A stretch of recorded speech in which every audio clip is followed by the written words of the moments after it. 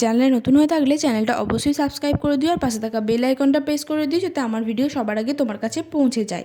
আজকে আমি চলে এসেছি একদম স্বাস্থ্যকর ও পুষ্টিকর ডালমার রেসিপি নিয়ে। ভাত বা রুটির সঙ্গে অবশ্যই ভালো লাগে এটা খেতে, খুবই ঘরে থাকা উপকরণ দিয়ে। তো চলো দেখে নেওয়া যাক।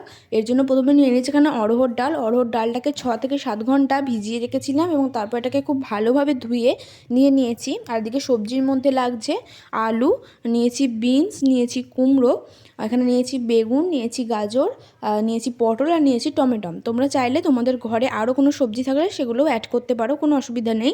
এরপর এই ডালটাকে দিয়ে দেবো সেদ্ধ করতে।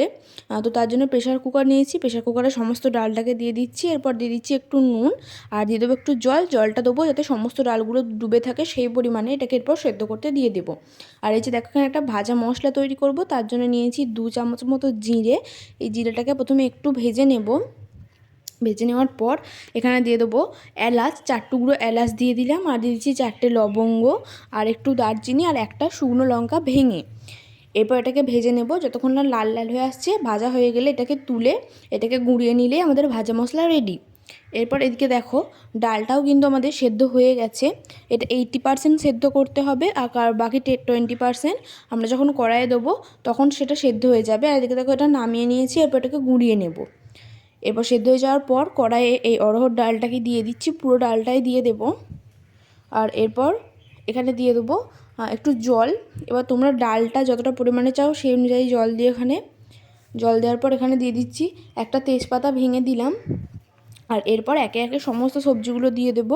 প্রথমে দিলাম গাজর, তারপরে দিচ্ছি পটল, এরপর আলু, তারপর বিনস, বেগুন, কুমড়ো সবগুলোকে একসাথে দিয়ে দেবো। শুধু টমেটোটা রেখে দেবো, টমেটোটা পরে দেবো, কারণ টমেটোটা এখন দিলে সেটা সেদ্ধ হতে চাইবে না, তার জন্য টমেটোটা রেখে দেবো। এটাকে এরপর একটু মিশিয়ে নেবো ভালো করে ডালটার সাথে। আর এটাকে এরপর সেদ্ধ করতে দিয়ে দেবো। সেদ্ধ করতে দেওয়ার আগে এখানে দিলাম 1 চামচ মতো আদা বাটা আর একটু হলুদ গুঁড়ো। এরপর এটাকে একটু মিশিয়ে নিয়ে তারপর এটাকে আমি সেদ্ধ করতে দেব।